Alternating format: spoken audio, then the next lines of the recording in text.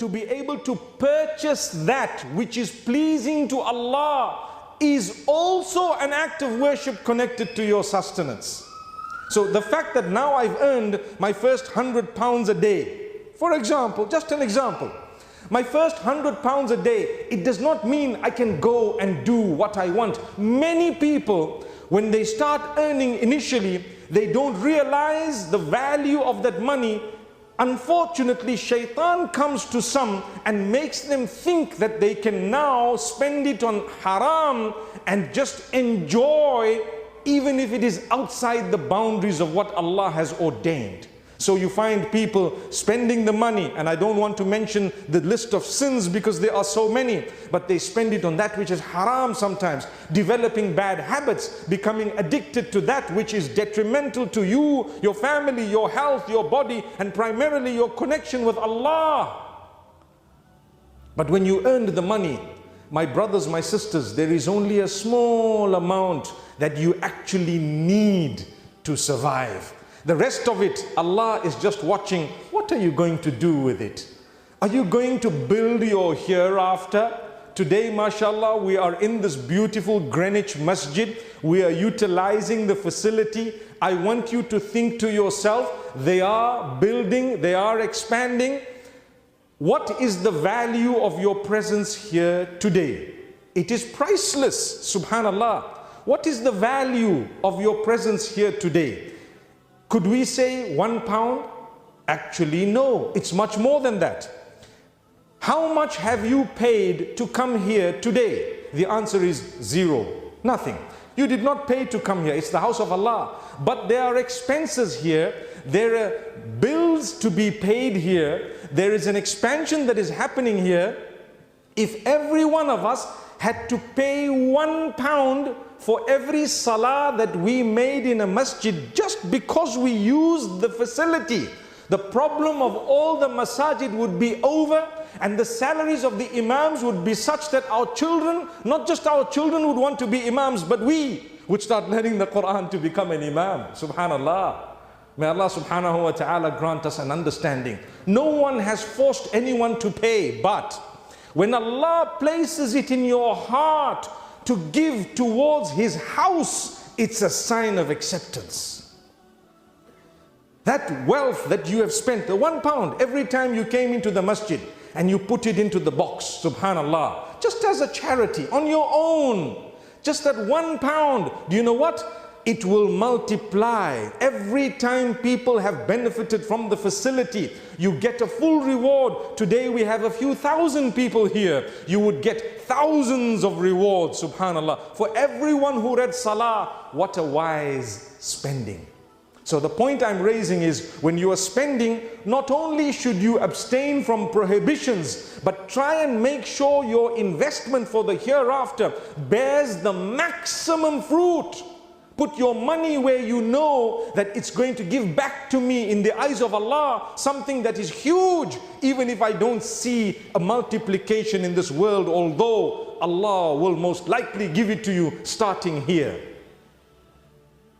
So if you have money to spend, remember, don't just waste it. It does not mean because I have 10,000 or 100,000 or 1,000,000 that I should just blow that money to the left and to the right and live such a luxurious life that distances me from Allah. Mark my words. You are allowed to have a beautiful car. You are allowed to have a lovely home. But if that is going to distance you from Allah, then you've got to draw a line. You have to draw a line. Look at those in need. Were you to help them, you would find Allah. So when we speak about wealth, my brothers, my sisters, as much as everyone wants it, we need to make sure that we earn it in a proper way. And more than that, make sure you spend it in the best possible way. I'm not encouraging you simply to stay away from spending it in the wrong. That is a prohibition already from Allah. But I am telling you, think and try and spend it in the best possible way.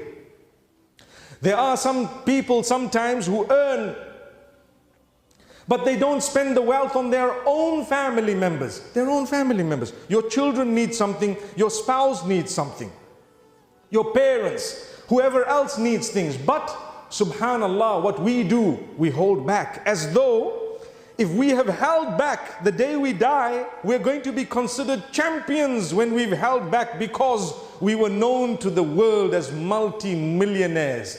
Islam works the opposite way.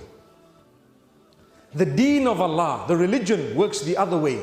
How much have you spent actually makes you the winner, not how much you saved. Because when I save money, you know what will happen to it? It's going to be distributed amongst my heirs as soon as I close my eyes. And facts, statistics prove that the more you leave, the more likely your children will fight each other for a slice of what you've left.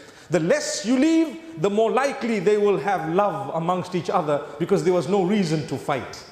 That goes to show, my brothers and sisters, when you have wealth, please spend it in a good cause. Spend it, use it. Yes, you may want to save for a rainy day, indeed, but don't become miserly.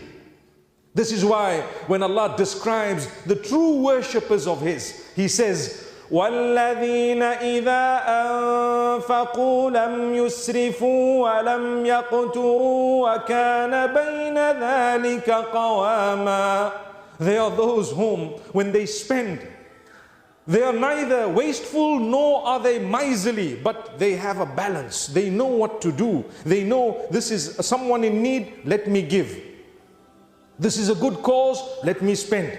This is a masjid, let me give. How many of us have given to the masjid? How many of us give every week or every day £1 or £2, subhanallah, to the masjid?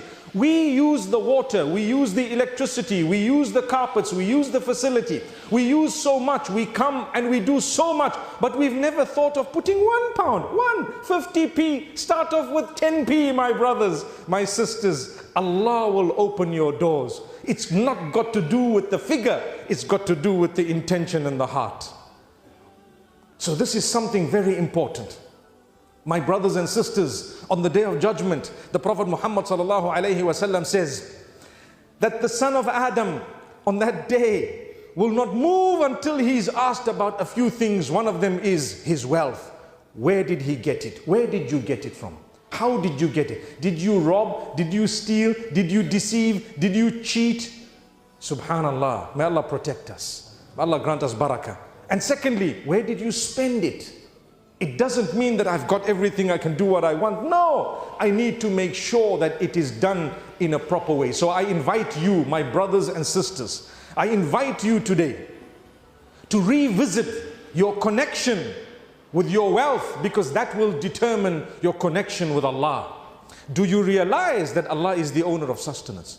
Do you realize that Allah is the one who is taking account of every penny that you have? So seek the forgiveness of Allah for where you have faltered, where we have spent our monies on that which was haram, that which was displeasing to Allah. May Allah forgive us. May Allah grant us a new beginning. May we be from among those who can reach out to brothers and sisters in need in such a way that when we are in need, Allah will automatically reach out to us.